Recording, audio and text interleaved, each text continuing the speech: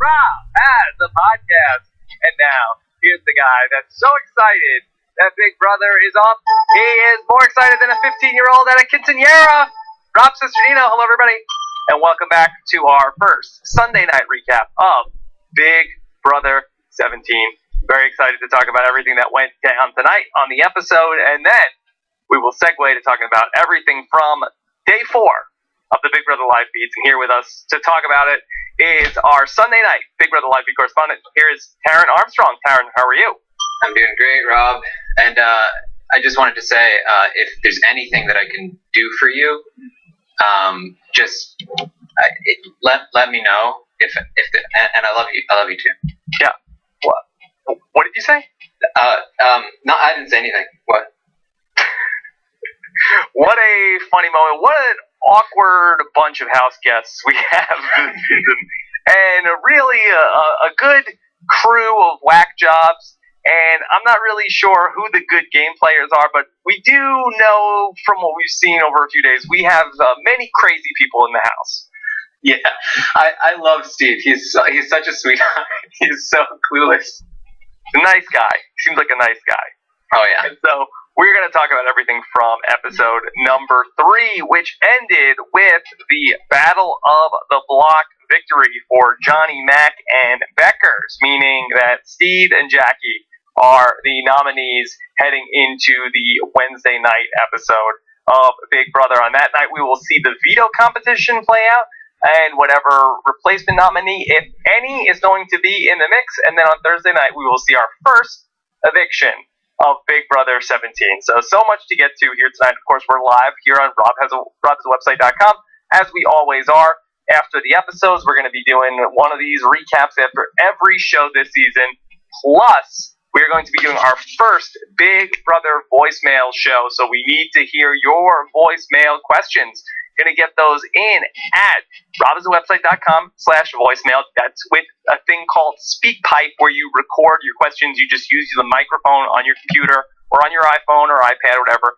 You hit the button, hit record, you say your question, and then we get it. Try to keep it about 30 seconds, 40 seconds tops if you want to get it into the show.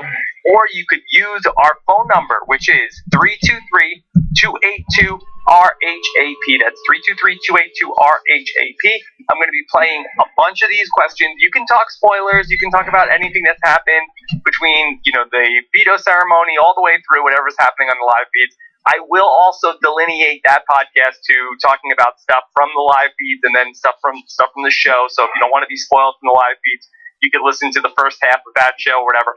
My guest for the first of these shows is going to be Miss Cleo, who has a lot to say, as always. Very funny guy, so I can't wait to talk to him on Monday. Should be a fun show, and of course, we're live here, #RHAP, and then on our YouTube channel at robhasawebsite.com/YouTube. All right, Taryn. So much going on these live feeds also. If you haven't got in on the live feeds, it's been a good live feed season so far? Oh, yeah. It's a crazy start to the season. Okay, good. Good stuff. If you want to get on the live feeds, go to robhasawebsite.com/live feeds. You can get a 1-week free trial of the Big Brother live feeds on CBS.com. And if you want to get in on getting that bingo card on their live feed, bingo card, go to robhasawebsite.com/bingo. You got any squares crossed off, Taryn? I don't yet. No. Not yet. It's tough. It's tough. It's not easy for everybody. A little too busy taking notes, unfortunately. Too much attention. I've been looking, though. All right. Well, if any of those words pop up, then you know. Okay. So what we're going to do here tonight, if you're joining us for the first time, we always have new people finding us, searching for Big Brother, and that's how they find the podcast. We're going to talk about everything that happened on the show, and then later on in the show, we will let you know when we're going to talk about the live feeds. Taryn has created an updated, up-to-the-minute Big Brother live feed alliance chart. We will track all the alliance, talk about all the drama from the weekend, and there has been a lot. So we'll talk about that all, and then take your questions all in this episode of Rob's Podcast. All right, let's get into talking about the Sunday night show. And we learned a lot about what was going on. And the first thing that we really learned about was the bro-liance between Jace and Austin. Bro code number 537. In 2015, in Big Brother 17, do you have to tell two guys to not do this sort of thing. I mean, it wasn't that the big thing that everybody talked about in their pregame interviews of, well, we got to worry about all of the guys getting together and starting an alliance, and then to just be everybody's worst fear and to be so out in front on it. I mean, how dumb can you be? I don't understand it. You know, like it's Austin especially, who I thought, you know, would have had a better idea of what to do going into the game, what not to do. He's been a very big fan. He watches the feeds, and it's mind-boggling to think, like, you know, why he's blatantly doing this in front of everyone, and clearly they're not enjoying it. So it doesn't make any sense. I'm flabbergasted. Yeah. Unfortunately for these guys, they're like 10 years behind the times on doing stuff that Barney Stinson was doing in 2005. I don't know why they think that this is original or unique, unless they know that people are laughing at them, not laughing with them. I feel like the bro culture in the Big Brother house is at an all-time low in terms of levels of acceptance. Definitely. I mean, I think they were doing it kind of ironically, like, oh, aren't we being, you know, big doofuses? But I don't think anybody found it particularly funny. It was just kind of annoying. Like, did anybody have the reaction inside the house or watching the show, oh my god, these guys are so funny, or these guys are so cool, I like them because they're doing this stuff? Not from what I've seen. I'm sure somebody did. I'm sure somebody did, but from what I've seen, I haven't seen anybody. It just seems like the biggest way to put such a big target on your back if you're these two guys. Like, hey, we're the biggest guys in the house. We love each other. Even when, again, this isn't anything from the, these guys are best friends. I was going to say when the live feeds came on, like the first thing you saw was them like hugging each other, like, hey, everybody, guess what? We're best friends. Yeah. And so these guys have made no attempt whatsoever to try to hide the fact of how close they are being, and you have to feel like that's a bad move for Jason Austin. Yeah, like my immediate thought when I saw them being so buddy-buddy was like, okay, so clearly they must have some sort of, you know, they must be in an alliance or something, or some sort of strategy where, like, they're not the only ally that the other one has, right? Like, they're not on the outs, right? Surely they wouldn't be doing this if they were. And then, of course, we find out Jace is, you know, at least from what we've seen on this episode, a backdoor target. And it's like, okay, so this is very straightforward. They were acting like idiots. They were obviously together, and now they're targets. Yeah. And so for these two guys, they start this alliance called Shelltown that we learn in the episode. What do you think of Shelltown as an alliance name? You know, it's not bad. I mean, it's kind of referencing Chilltown. But it's, you know, also at the same time kind of its own thing. But I don't know. It's still kind of, you know, you want to do your own thing too, right? Yeah. All right. So Shelltown is a storyline we're going to be following along here tonight and this week. We also got to find out what the other part of the twist, the end of the Phil Kogan Big Brother takeover was going to be. And we had the introduction of the BB Fast Forward. Now, Taryn, did you look at BB Fast Forward as something that was just a one-time deal that was here this week? Or do you think BB Fast Forward is going to be something that is going to be an ongoing thing that we will see again, potentially in BB 17 and beyond? I think it's just for this week. I think it was very tied in with the Amazing Race lingo, and it's not particularly interesting, especially if it's going to happen again. So I think it's just this week. So the BB Fast Forward was that each of Devon and Vanessa were allowed to take one person and fast forward through this week and then protect one other person. And I did feel like the first part of this, of being protected and safe for the week, was great. But I felt like the second part of this was not a great thing for either of their games to have to assign this power, because they really had to show their cards. And I felt like it created some problems along the way. First, let me start with Vanessa. How did you feel like Vanessa handled this and her move to sort of set up shop in one of the rooms and then hold court and take meetings with everybody? I wasn't a huge fan of it. It felt kind of confrontational. And when you have a one-on-one with every single person that came in is going to be disappointed when you eventually choose one person, right? So, I mean, I guess we're not sure exactly when this happened, like how much time they had to get to know each other before this. So maybe she really needed to get to know, who she was dealing with before she gave the power out. But it felt kind of confrontational to me. I think Devon maybe was a little smoother with it. Yeah, I agree. I felt like that Vanessa tried to make it into her own like mini HOH week where everybody was going to come like, I'll give you 2 weeks of safety. I'll give you 3 weeks of safety. And I felt like she really kind of set her up as a power broker in the house. And I'm not sure that's necessarily how you want to be seen in week 1. Yeah, exactly. And then with with Devon, she had a situation where she went through with everybody, and we had Shelley, who ended up sort of being disenchanted with Devon over not being the person to be accepted. Does Shelley have a point, or is Shelley being a total baby?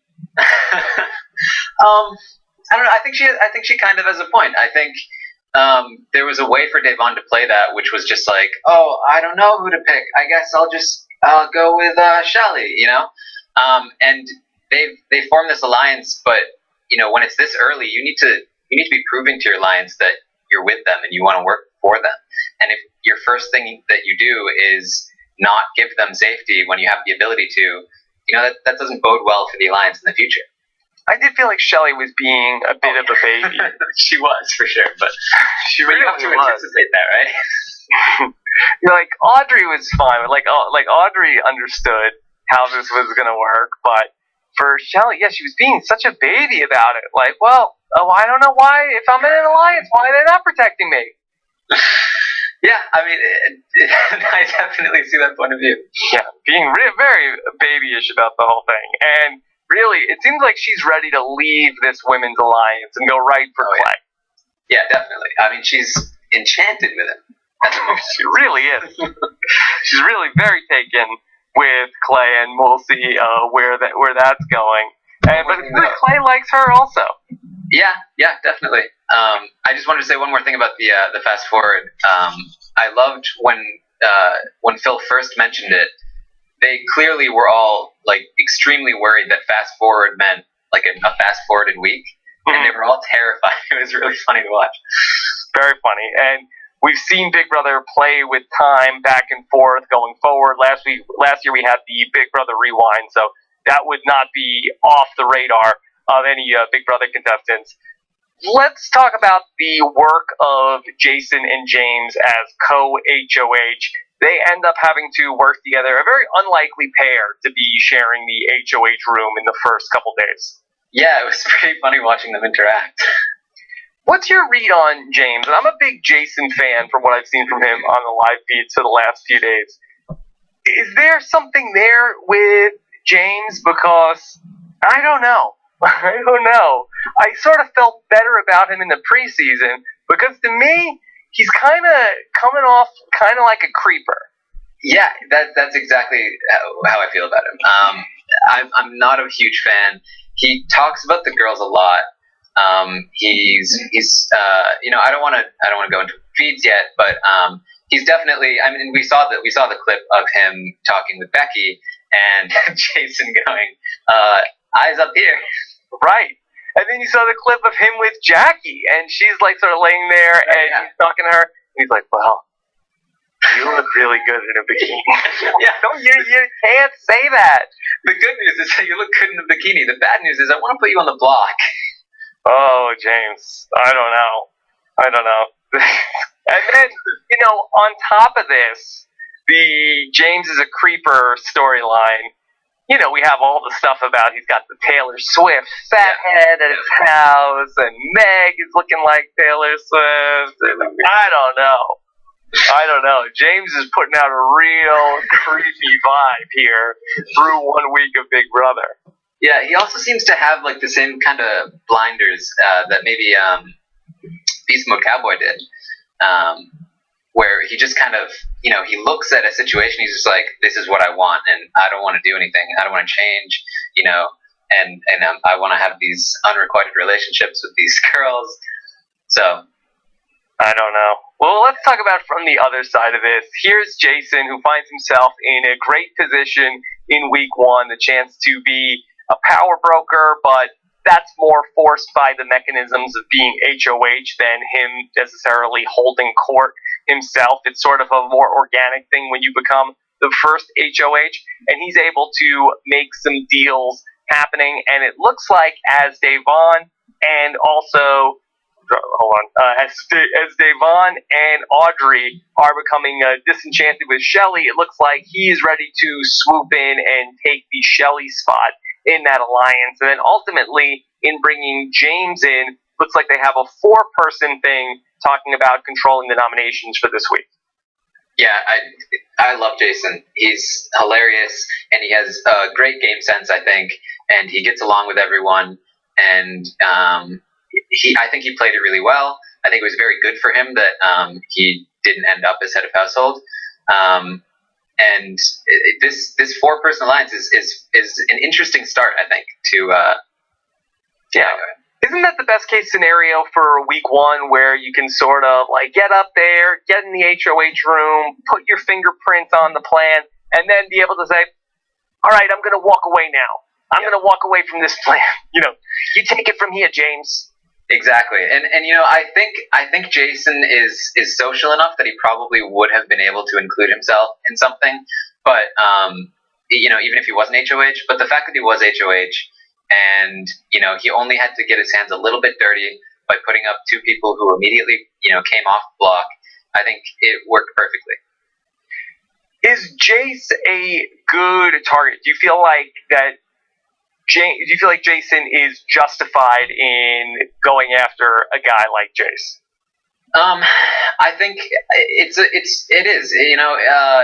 Jace has pretty much isolated himself with Austin from the rest of the house, so nobody's going to be too upset.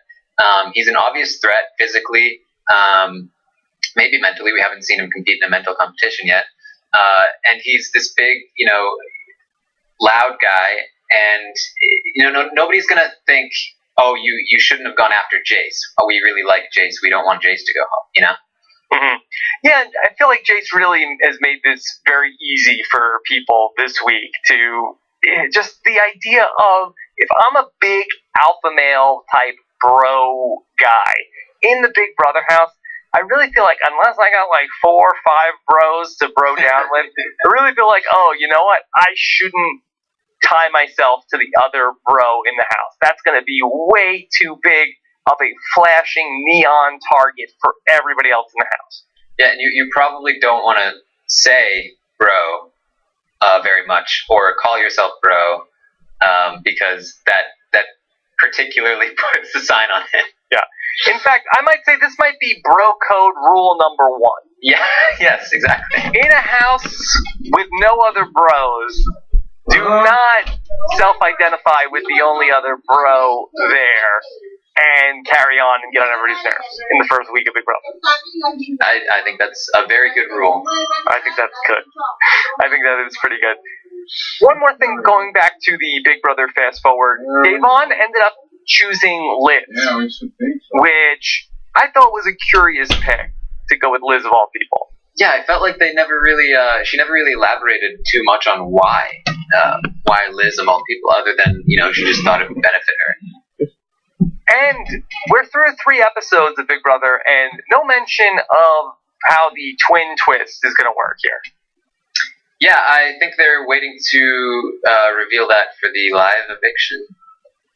So we're 5 episodes into this, and before we get the results of what the twist is? I guess so. I think they really want to build up the suspense and let people see a bunch of episodes and then be like, that person that you've been watching this whole time is actually a twin. I mean, is there a lot of suspense? They didn't even mention it on the show tonight. That's true. Usually they, the last 2 episodes, they were like, tune in on Thursday to find out. But yeah, I mean, I imagine a casual viewer might have forgotten that it's even happening. Oh my god. Yeah, I would think that you would forget. Like, oh yeah, what are they doing? Who's this? Yeah. So, I don't know. We'll see if that's going to be a big reveal and how they're going to do it on Thursday. It will be time for another BB takeover, right? Yeah, I wonder what it'll be. I don't know how we're going to fit. We really got like 100 pounds of stuff in a 50-pound bag here on Big Brother here in season 17, considering the fact that the show is on 3 hours a week. I don't know how we don't have enough time to get to everything. Like, if you have 3 hours a week to make the show, you could think that they could fit everything in 1 week. Yeah, and like, there's so much going on in the feeds, right? Where it's like, under normal circumstances, I think they'd have a hard time fitting all of it into an episode. But on top of that, they've got Battle of the Block, and they have the BB Takeover, which could happen in multiple episodes throughout the week. I don't know. We're going to be missing a lot of stuff in the episodes. Yeah.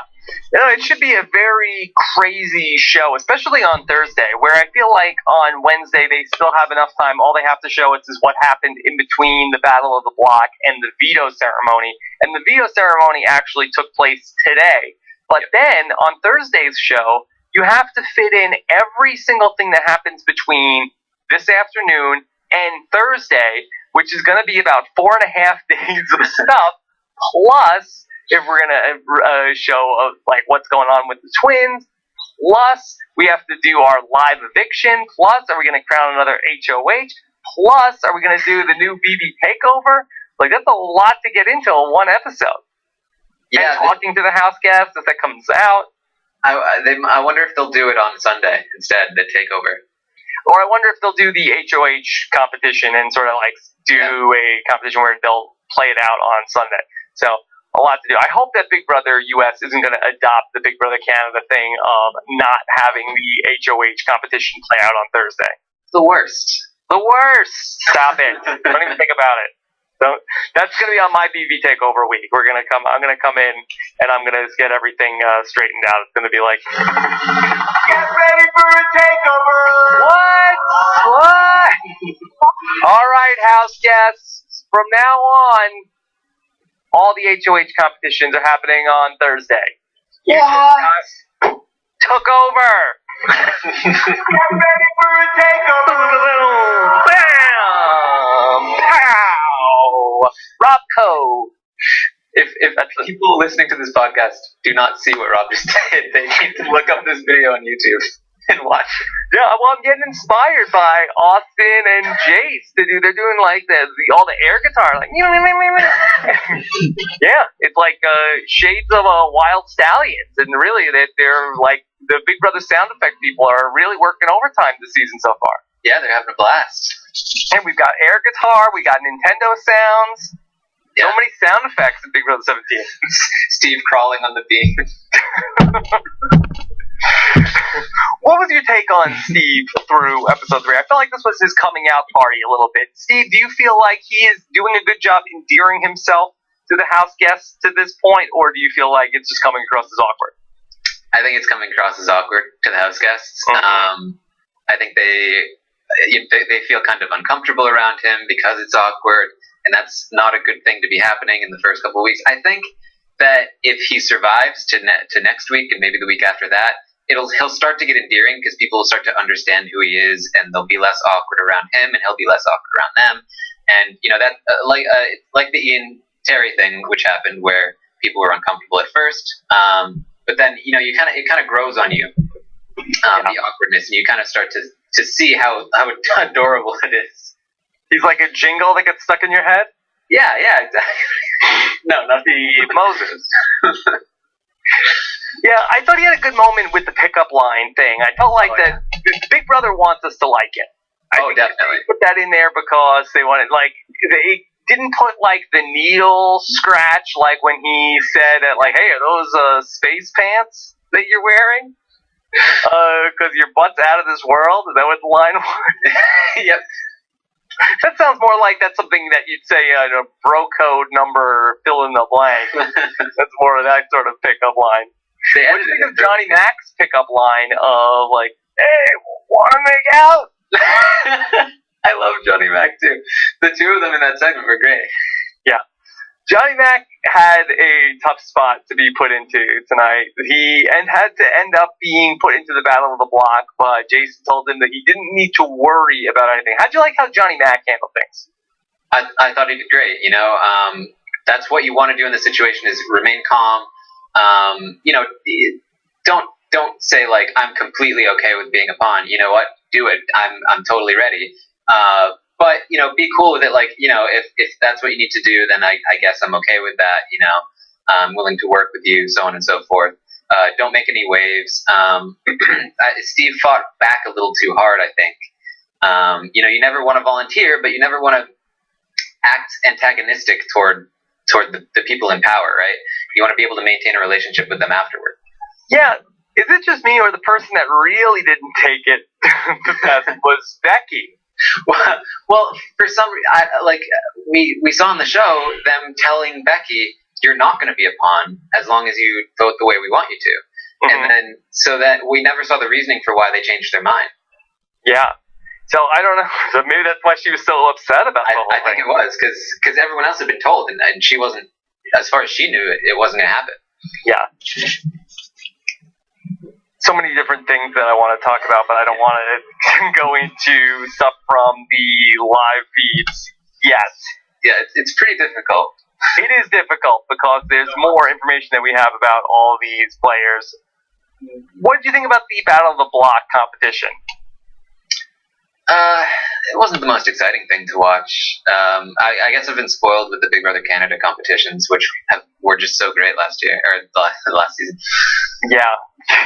The Battle of Dubob, I felt like, was a real stretch for Big Brother. Like that, to turn Dubai into Dubob is real. I mean, that's not even close. Yet all year to come up with a name for the first BOV competition. Maybe it'll be a theme, Well, they were really, really stretching it there. Let's talk about Jeff and Jackie, who we saw come into the house on Thursday and seemed to be very concerned about being seen as a pair. And they actually have a conversation about this as they're laying in bed together. Yeah. Now, for most of these people, and I know who Jeff and Jackie are because I watch them on The Amazing Race, but to most of these Big Brother house guests, I'm sure, don't Jeff and Jackie come to the house and they just assume that they're a couple? Absolutely.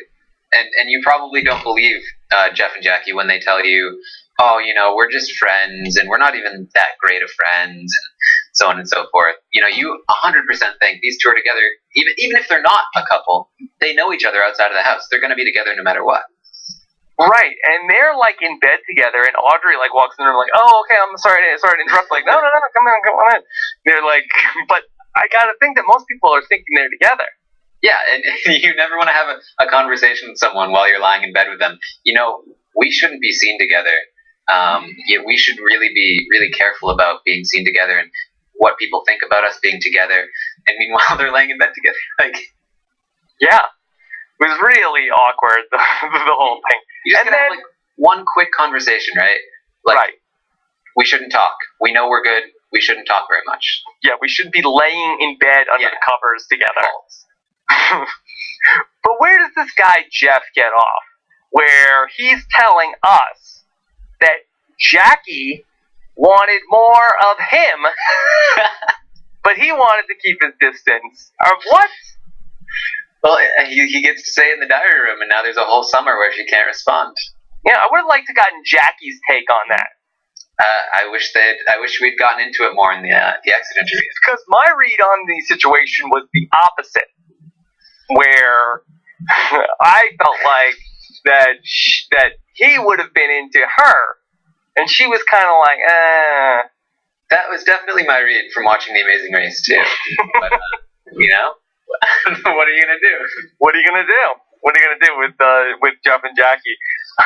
Taryn, I know that you are somebody who edits video by trade, so let's take this question, where we have from LB Adair says, loved the intro tonight. What was your take on the first intro of BB17? I actually missed it because and I didn't notice it until just after the intro. So well, it's funny because the show really tells you what they want you to think of each person in the house by what goes on in the intro, in the action that they have, and then also what they're wearing. And the one that sort of jumped out to me the most was that everybody else is in their regular clothes. Liz is in a very tiny bikini.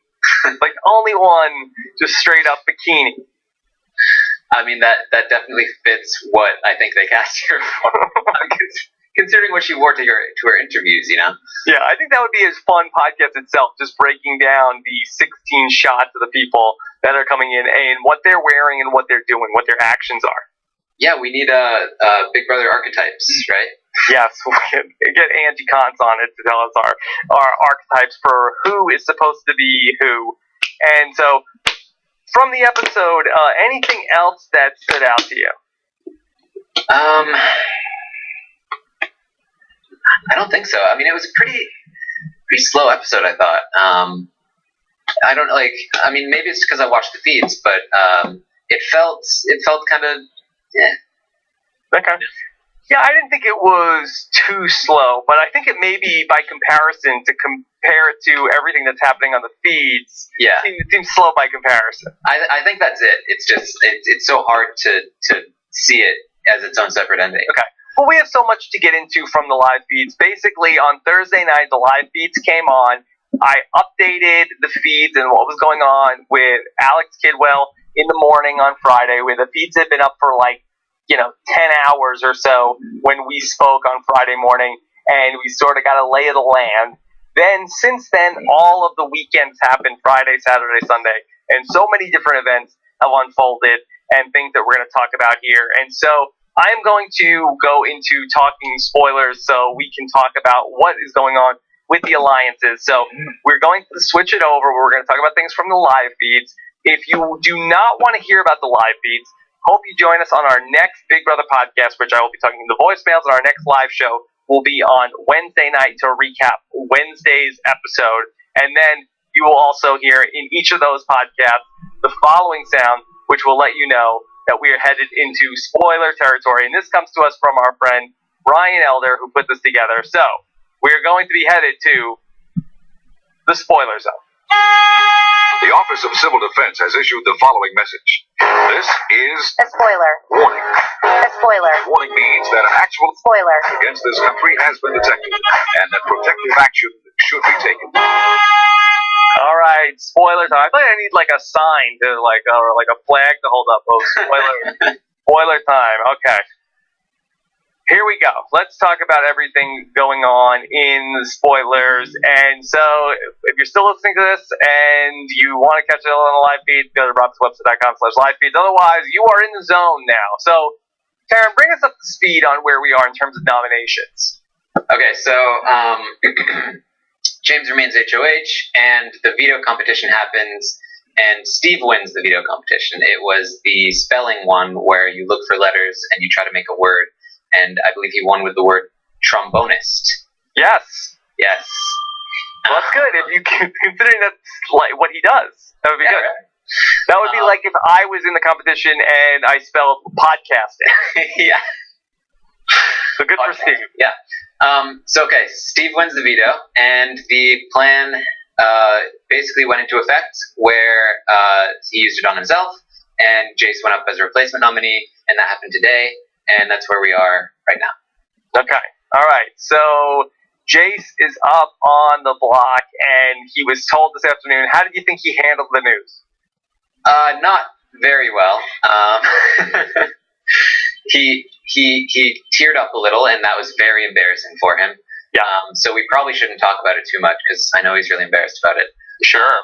Bro code number 737 is never cry when you find out that you're going up on the block. Yeah.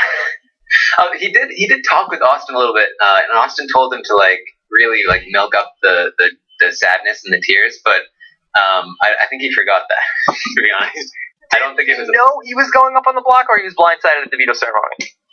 So interestingly, Austin had a conversation with Vanessa this morning, where Vanessa, out of nowhere, made a ton of really great observations. Basically, clued Austin in to the fact that Jace was going to be backdoored, and Austin didn't want to outright tell Jace because he didn't want Jace to give up the spot, but he was kind of like, I'm really worried, I think something's going to happen. And then now after the fact, Jace is saying, oh yeah, of course I knew, I totally knew. Yeah. He didn't know. He didn't know for sure. Okay, well, let's look at the big picture picture, and I'm going to bring up the alliance chart that you put together. You did a really fantastic job. So this is Taryn's alliance chart of where we are currently in the Big Brother house, and I'll post this as well on robhasawebsite.com in the show page for this episode. So why don't you just talk us through what you've put together? All right, so I tried to make it as simple as possible, and it might not work. But so basically, I wanted to show that there's basically two sides. There's this huge alliance that's formed that doesn't have an official name yet. It used to be the High Rollers, but they kind of swapped a couple people out. It consists of Clay, Audrey, Shelley, James, Meg, Jeff, Devon, and Jason. However, within this alliance, there's a lot of division. Jason and Devon are not fans of Audrey and would probably like to see her out as soon as possible. Now, is this a recent turn of events in the last couple days? They were actually the first people to catch on to her a couple days ago before the veto competition even happened. Actually, could you set this up, the storyline where Audrey is a major overplayer of the game? Yeah, okay. So shades of Brian Hart, even, I've heard some people say? Brian Hart, Devin, and some Amanda. Throw some Amanda in there. I'm pretty sure she has, at the very least, some sort of understanding with every single person in the house of, like, you're my ride or die. We may not be in an official alliance, but it's us two for sure. All the people in that alliance, she would talk to Vanessa. She had a one-on-one thing with Steve. She had like a ride or die, work together. With Austin, she did. It's crazy. She's in an immense amount of alliances. It's absurd. Have we ever seen a female player play this way? Have we seen the female Devin? Yeah, I don't. I guess you're saying Amanda, but Amanda wasn't like that with everybody. She's stuck with her group. The Amanda thing is more Audrey's style of talking with people. It's very, very aggressive. Blunt. Yeah. Yes. Brian is definitely more of like the make an alliance with every single person side of her. Yeah. And it's crazy. It's crazy to watch. She is absolutely the reason that the feeds have been so ridiculous so far. Okay. So we have Audrey. Who is Audrey's closest ally? You have her next to Clay and Shelley in the diagram. Yeah, I think that Clay is probably the person she's closest with. She gets the most information from him, and she talks with him a lot. But ultimately, I don't think she has an allegiance to anyone in particular. If she had to, she'd sell Clay down the river in a second. I completely believe she would. Yeah. And Shelley is kind of attached to Clay, and she also has a good relationship with Audrey. Although Shelley isn't too big of a fan of Audrey's methods, but she's totally loyal to Audrey at the moment. Okay.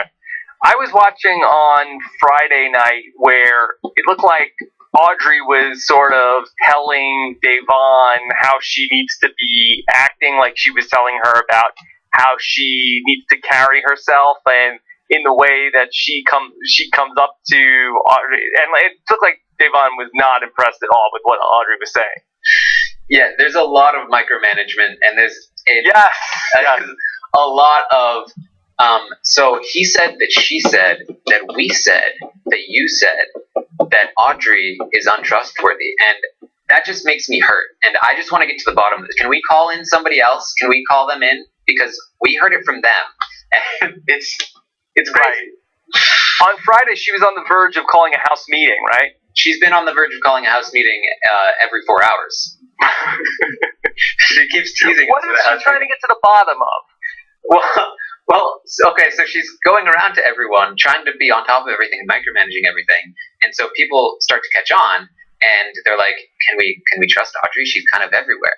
And they say it to the wrong person, usually Clay, and then Clay goes, this person said that you can't trust Audrey. And then she goes, uh-oh, and she goes and confronts them and says, did you say this? And they said, oh, I didn't say that. What are you talking about? Who said I said that? And then... Right. Like, yeah. It seems like from what we're talking about here, that this big alliance seems to have the game in hand right now. Yes. Like, it seems like they have things on lockdown, considering that, their big opposition over here is the, Austin, Jace, and Liz alliance, and then there's a lot of loose parts together. But this is like the kind of thing that could really unite the other side of the house. Yep. And Audrey was doing a lot of work to try and prevent that from happening, but ultimately maybe the cause of it happening. Because they might start uniting with the other half of her alliance that wants her. She's in alliance with almost everyone in the house, and yet half of the people in her alliances want her out. Yeah, which really would be like Shades of Devon, where even his own alliance had to cut bait on him, and both sides of the house were like, okay, enough of this. We got to move on from this. Yeah, Devon and Jason are very reminiscent of Derek and Cody in the Bomb Squad, thinking Devon is a total loose cannon, we have to cut him soon. And I think that, depending on what happens with HOH, we'll probably see something similar happen where the house will start to form against Audrey and she'll become a scapegoat. The thing is, though, I don't think Audrey's going to go quietly like Devon did. I think she's going to blow everything up that she can on her way out the door. Yeah. No, you'll have to take her out of the house kicking and screaming. Oh, yeah. Okay, well, let's keep talking through this chart. So, tell me about Jason and Devon and where they're at. All right, so for a while there, Devon and Audrey, so Devon and Jason before the veto figured out, Audrey's been talking to everyone, she's going crazy, we should maybe even try to get James to backdoor Audrey instead of Jace. And they talked to Austin about it, saying, I don't think we can trust Audrey. And then Austin, who trusted Clay, went to Clay and told Clay about it, and then Clay told Audrey, and then that turned into a whole he said, she said thing, where there was lots of confrontation and everyone was confused. And ultimately, Audrey managed to get it so that Austin and Devon hated each other. Like, they were like, what? Austin thought Devon was the cause of all the trouble, and Devon was like, oh, Austin, what an idiot. We could have gotten at Audrey, but he's now instead, targeting me.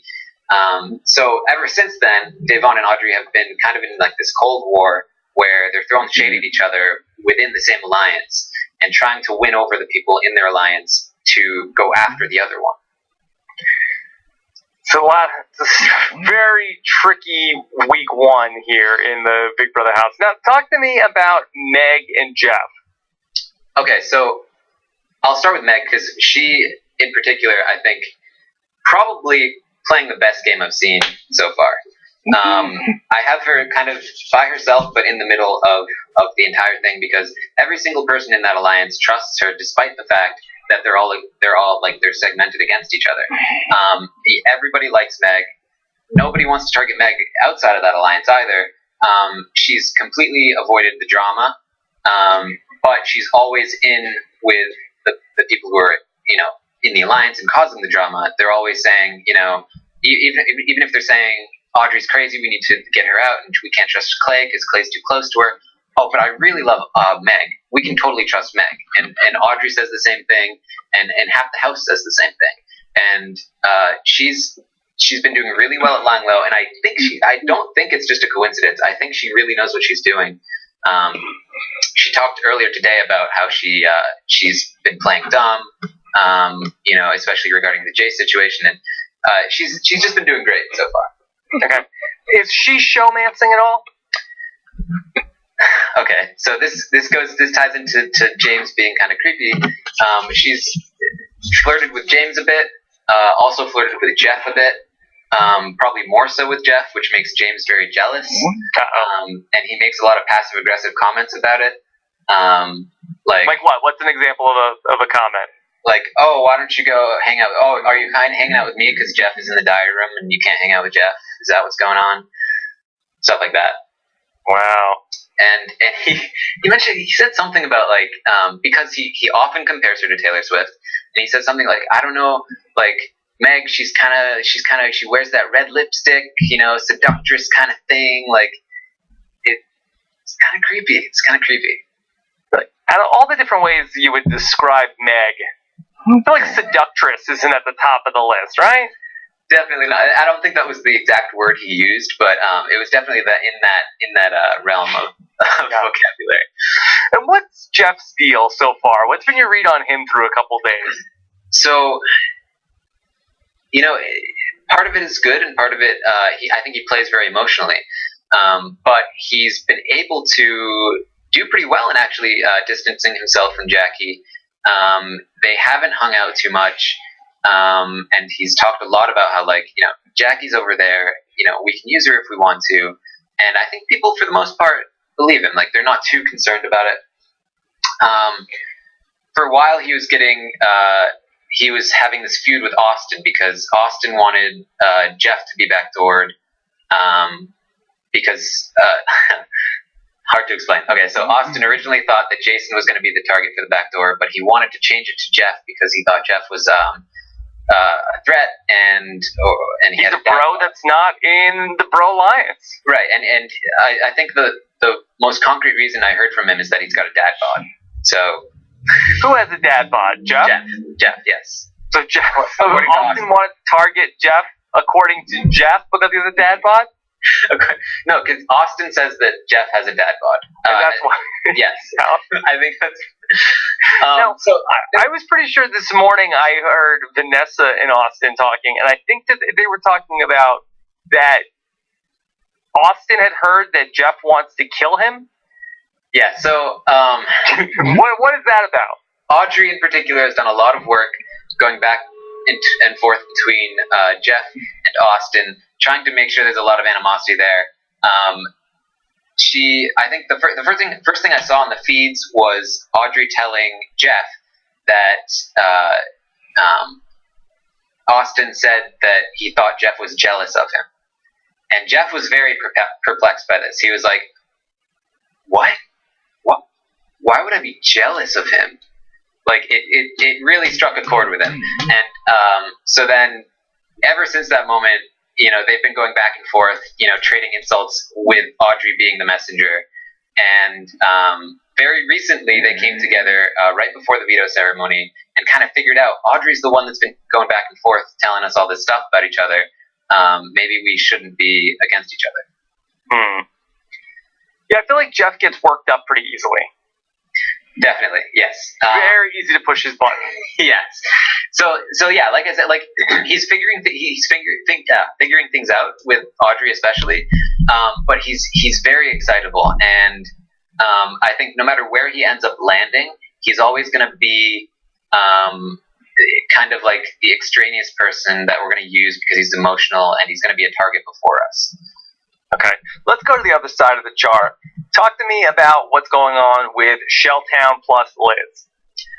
Okay, so the Trey Amigos, who apparently didn't pay attention to Derek, Cody, and Zach's alliance from last season by the same name.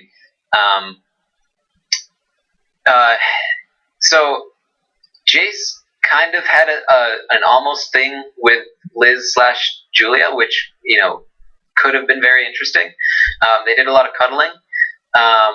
And they're pretty much a trio. They trust each other, even though Liz is two people. And I'll probably call her Liz in the future until... Yeah, let's just go with Liz. Yeah. However, ever since Austin learned that Jace was going to be backdoored, he's been like, I'm willing to let Jace go if that's best for my game. So he's been distancing himself. He's kind of hopeful, like maybe there's a possibility we might be able to save Jace, but if not, that's okay too. I'm gonna move on with my game because I don't want to be a target because of him. I know it's Big Brother and anything could happen. It certainly seems like there is almost no possibility Jace can stay. Would you co-sign that? Because with Jacqueline being the other person on the, or Jackie being the other person on the block, who's really going after Jackie, right? Yeah, it could. I think it's very unlikely that Jace stays. There is a coalition kind of being formed against Audrey. So if Jace stayed, it would be because people were starting to form together against Audrey and wanted to kind of keep Jace in the house to be somebody that went after her. Because Jace, it seems to me, is fighting very hard to stay in the house. Where it doesn't seem, you don't see Jackie doing very much campaigning at all. Yeah, I do feel like that is the much, even though I can't say that for Jackie, I don't believe that this is a conscious strategy of I'm not going to over campaign here in week 1 because I don't want to be seen as a threat. I feel like it's a little bit of a Chinese finger trap of being nominated in week 1, and the harder you try to pull yourself out of it, the more you end up just getting stuck.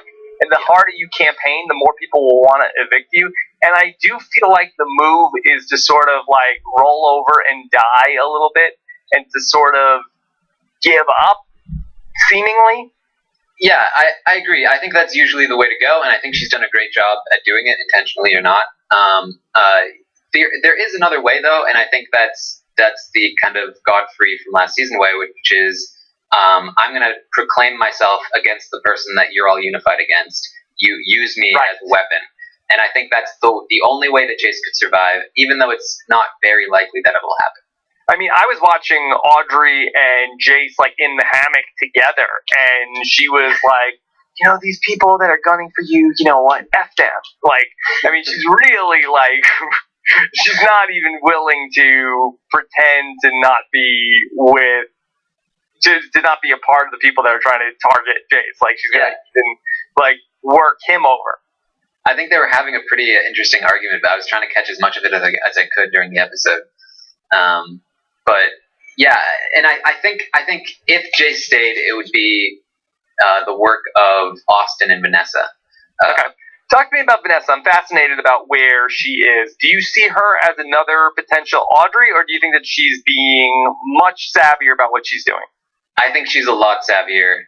She almost got caught by Audrey, and there was some drama about that today. It was almost the exact same situation as the Devon one, where, okay, there was a rumor about a girls' alliance that Audrey went to Vanessa about, saying, I heard that you're in a girl alliance.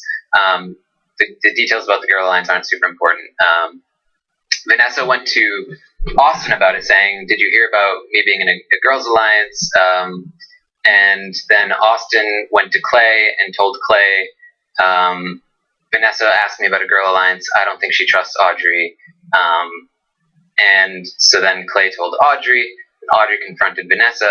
And actually, before she confronted Vanessa last night, which was when the 8-person alliance was formed, she went on this whole paranoid tirade about Vanessa, saying that Vanessa is the mastermind. She's been behind everything this whole time. She's garnering up this resistance force. And that was when Jeff was really like, what are you talking about? You're a crazy person.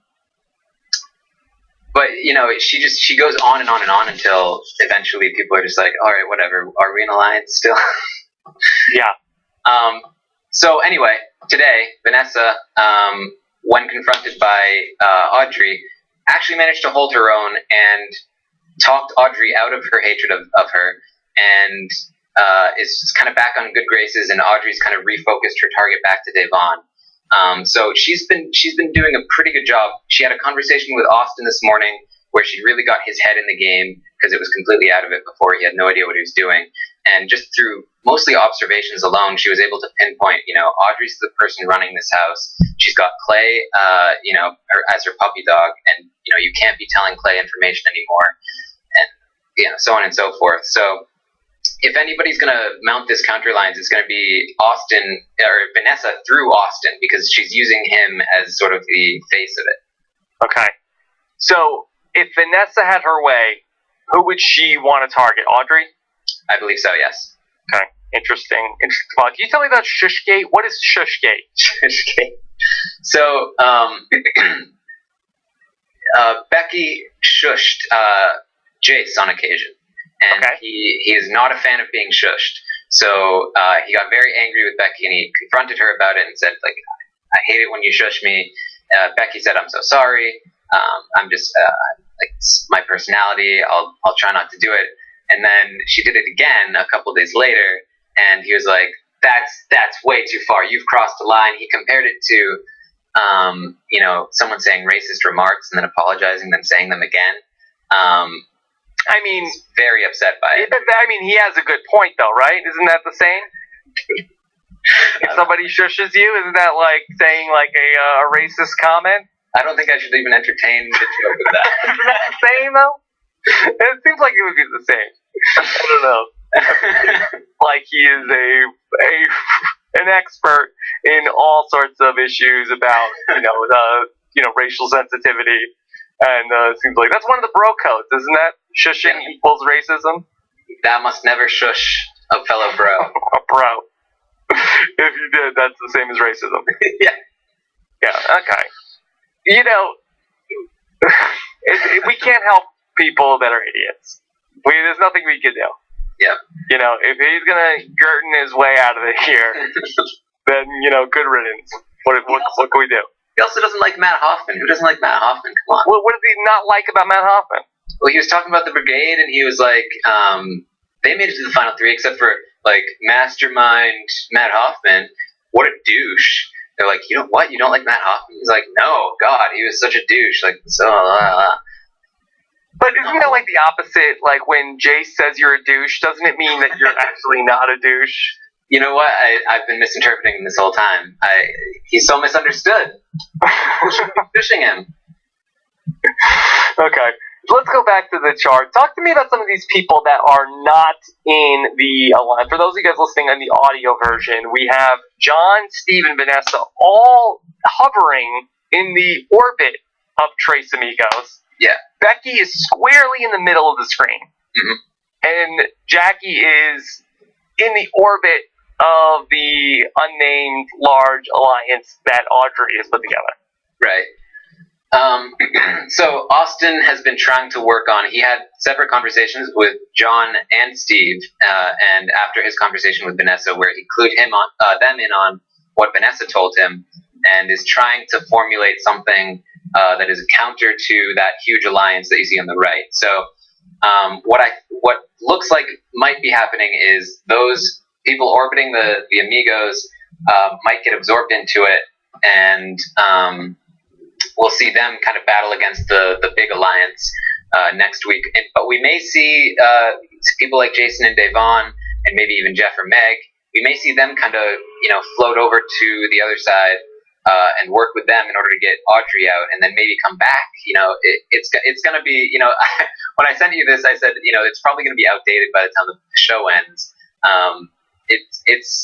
It's very nebulous at the moment. It's people are just floating around wherever they want. Okay. What about Jackie? Has she done anything that has made you feel like she has her head in the game? Not particularly. Like I said, she's doing it. She's doing what she needs to right now as the person on the block. She's not ruffling any feathers, or should I say, rustling any feathers. She was a part of the High Rollers, which was the previous alliance, which did not include Jason and Shelley. But Jace didn't like it. Not Jace. Clay and Shelley. But Clay was not happy that he wasn't a part of the High Rollers, so they switched it and they took out Jackie and traded her for Clay and Shelley. And so now she's kind of on the outs again, but she's still within their orbit of control. Is Johnny Mac living up to the preseason hype that we had for him at all in your mind? On the feeds, he's pretty quiet, which you wouldn't expect. But I think he's still a fan favorite. Like, everyone loves him. When we see him on the feeds, which is pretty rare, to be honest, he's great. Like, he has a great personality. Sleeping like Zach Rance? He does a lot of sleeping, yes. I think he said he likes to take lots of naps. Look, you could argue he's playing the best game right now. Absolutely, exactly. He's stayed out of a lot of the drama, and nobody's pointed this out yet, but almost everybody, either on the Huge Alliance side of the house or the Tres Amigos, like almost everybody says, I think I've got John. I think I've got Johnny Mac. I think we can reel him in whenever we need to. They all feel comfortable with John, so he's doing well so far. And I think he's doing exactly what he needs to do, which is not get involved in the drama, and stay away from being targeted in the meantime.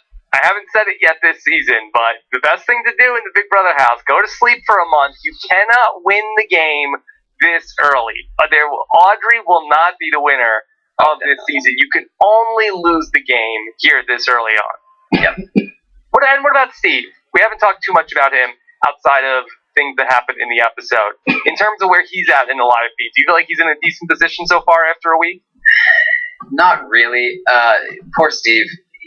Everyone kind of isn't very nice to Steve. He's very awkward. There may have been things that happened before the feeds came up.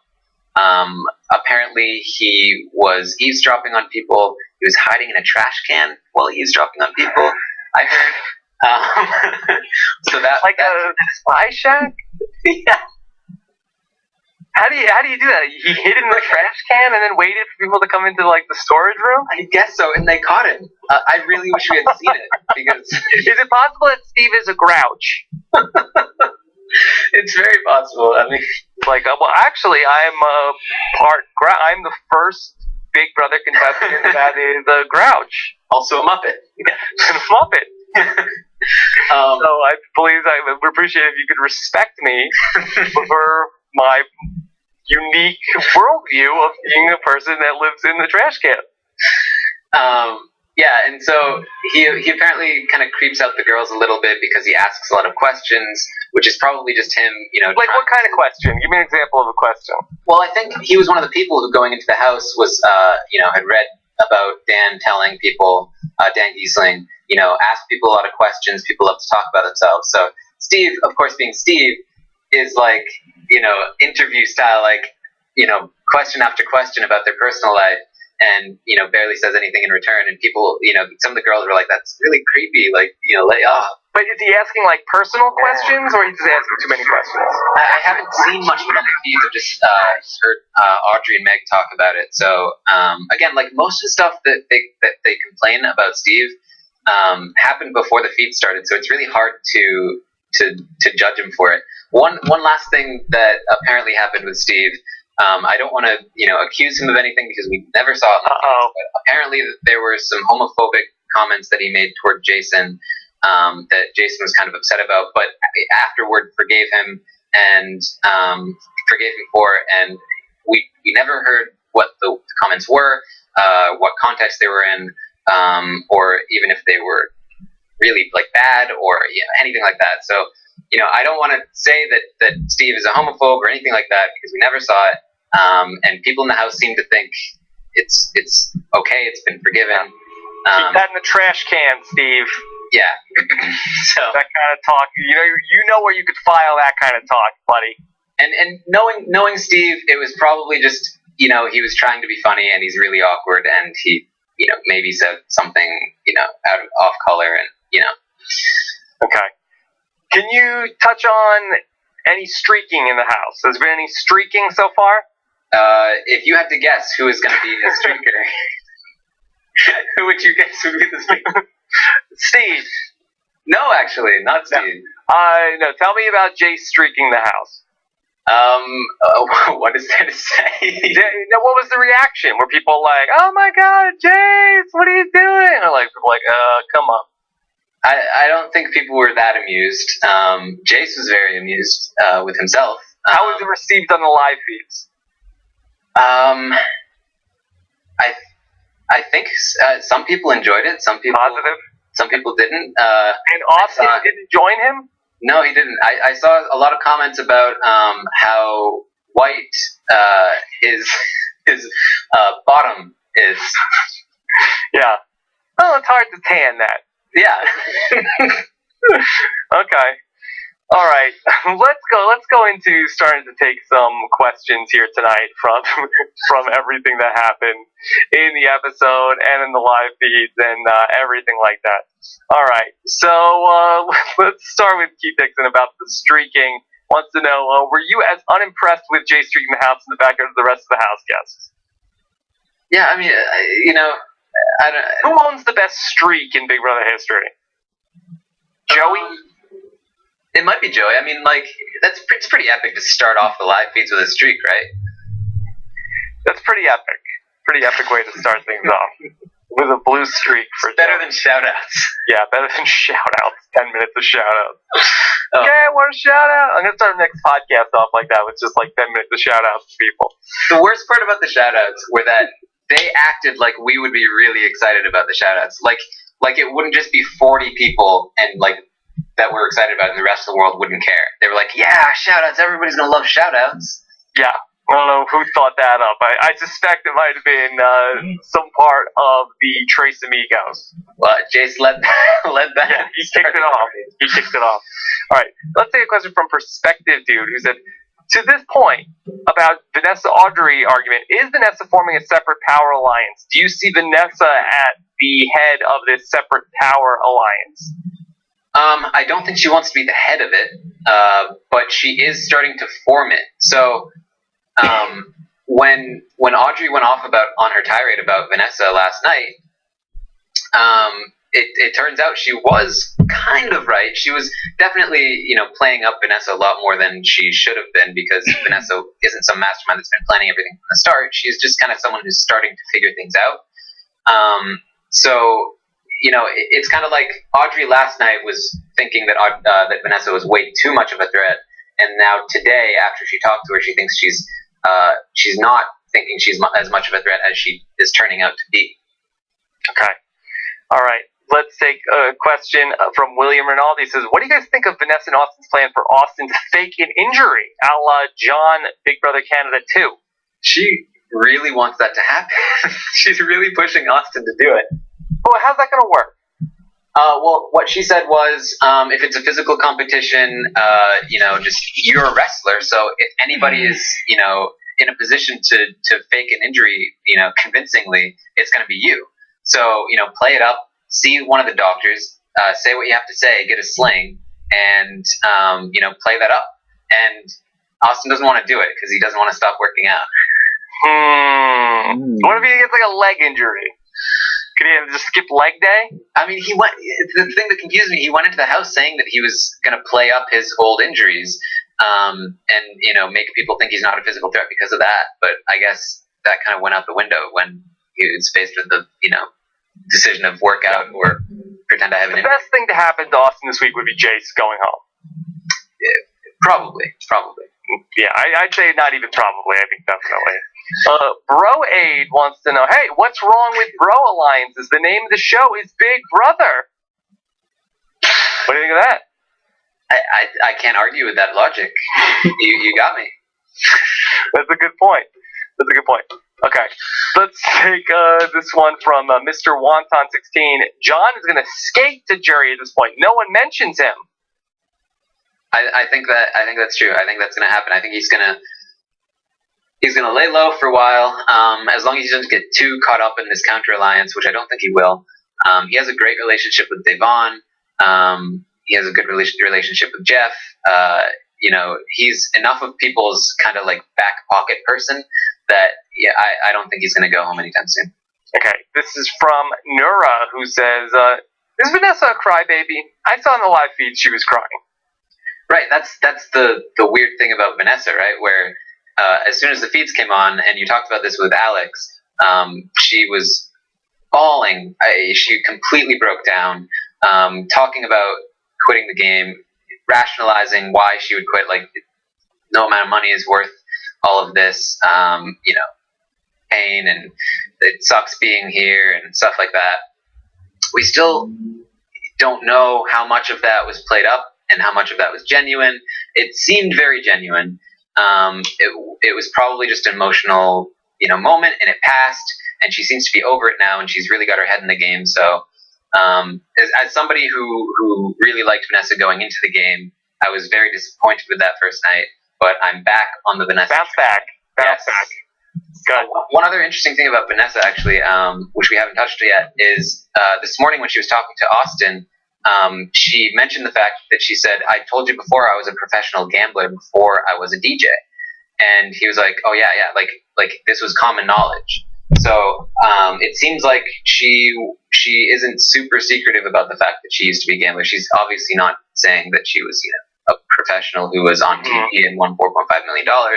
but they do seem that Austin at least seems to know that she was a professional gambler at one point. If she wins that season, that'll put her up at $5 million.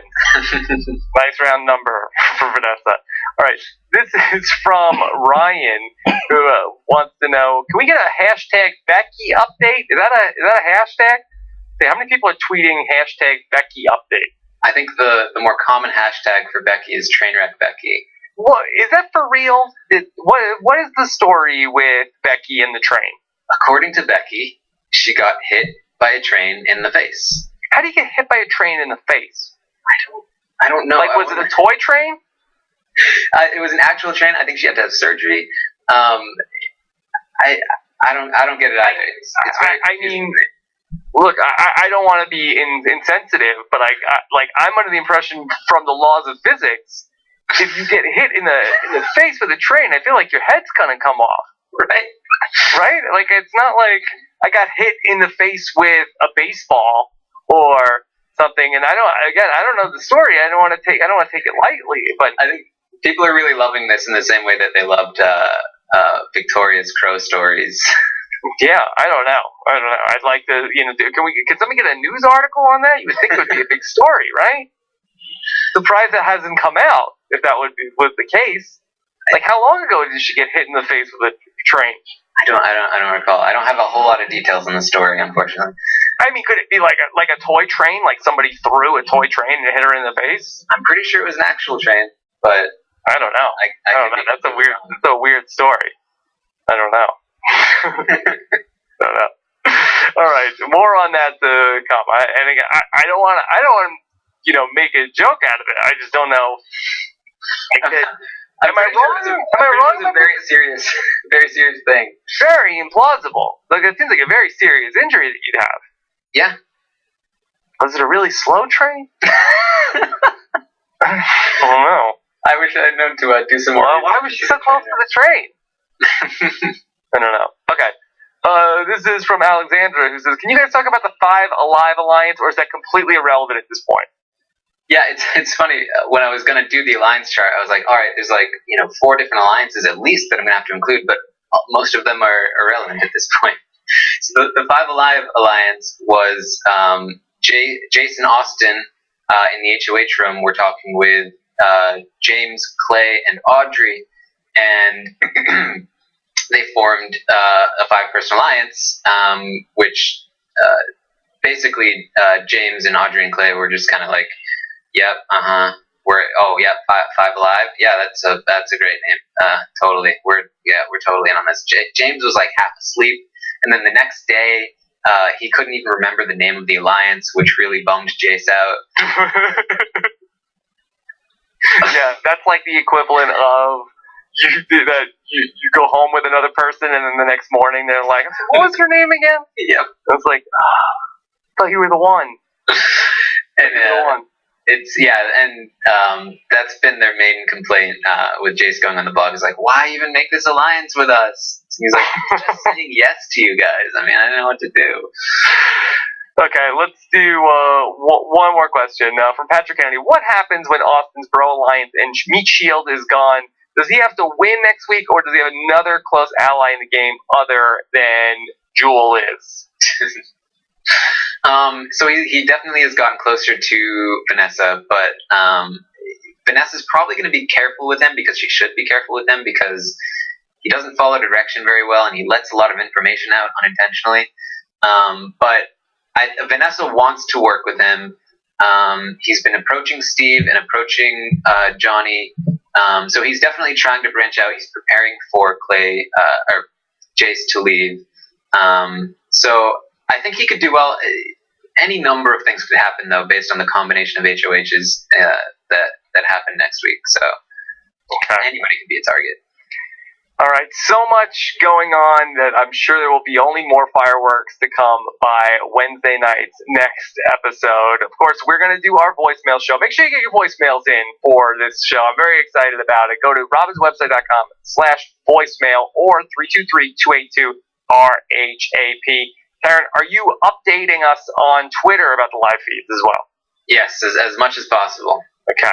All right. So you just give me a steady stream of info, or do you also add analysis to it? I try to focus on analysis because I know there are a lot of people who do updates really well. So I try to do like more summary tweets with some analysis and my thoughts. I like that. Okay, so you can follow Taran on Twitter. He is at Armstrong Taran. Okay, and that's Armstrong TARAN for Armstrong Taran. For those of you guys listening to the audio version of the podcast. I also I saw someone in the chat just say the train was pulling out of the station when she got hit. So if that makes any more sense. Okay. All right. Good to know. Good to know. Oh, and everybody, be careful out there. Stay away from the track. We want you guys back here with us on Wednesday. Stop. Be careful. And then we're going to do our next Big Brother live show. It's going to be on Wednesday night, and we'll be back on Thursday night for the eviction with Ian Terry. And I'm working on some other fun stuff for podcasting. It's a fun time of year. This is my favorite part of the Big Brother season. I really am pumped up during this time of year. Oh yeah, it's really fun. So much to talk. Like we didn't even cover everything necessarily. I know. I apologize for all the stuff that we didn't get to, but there was so much that happened. Yeah, if I ever get a vasectomy, I think this is going to be the like I'm going to time it with the Big Brother live feeds coming on, and then you just sit there. You're supposed to sit there and watch TV for like 4 days, and you can't get up. I think that's when I would time it. Have you been thinking about getting a vasectomy lately? No. I just said I know that when you get a vasectomy, they say that the first weekend of March Madness is the most common time when people try to time their vasectomy for March Madness. This would be like my June Madness vasectomy. The doctor would say, "Well, so why all of a sudden then Big Brother live feeds are kicking off. I want to be right there. We'll be right there to watch everything happen. I don't want to miss the next injury story that happens on the live feeds. Gonna be there." Yeah. And, actually, I'll time it for the year that Audrey and Devitt are both going to be back for All Stars. I don't want to miss anything. We have a hashtag for this episode of the podcast. Trying to think. Let's see. We talked about so many different things tonight. Is there anything from the bro code from Jace? Chat room, jump in on this too. I know, I'm watching them. I'm hoping they'd give me a suggestion. Hopefully. They always have something and we ignore it and then they get mad. Code number 3 is if there's something in each other's teeth, you're going to pick that out. Okay, I can see that. You got a little something. Bro code number 4 seems like we really take a quantum leap to we're going to pop each other's zits, right? Yeah. Unless your bro is a dermatologist, like Dr. Will. If Dr. Will was my bro and his vocation, I could see it. But I don't think I need Austin or Jace, working on anything for me.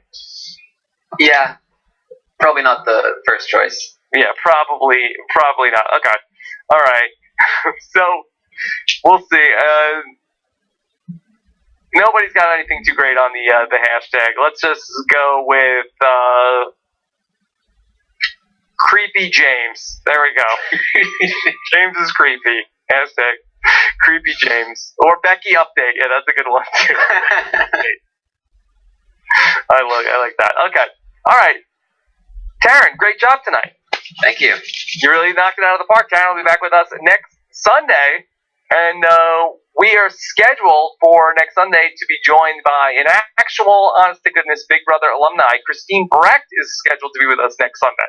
Very excited. Okay, so we will talk about the live feed, talk with Christine. That's going to be next Sunday night on the show. We love to hear what you guys have to say in the comments on robhaswebsite.com, and we do ask that you are respectful of one another in the comments. I know everybody can get heated with all their opinions, but just try to be cool to one another in the comments. That's all that we ask. And if you want to subscribe to the podcast, you can do so at robhaswebsite.com/iTunes or with our link to our app, which now you can download podcasts as well as stream them for iOS or Android at robhaswebsite.com/app. We've got a Spice an Hour podcast coming tomorrow.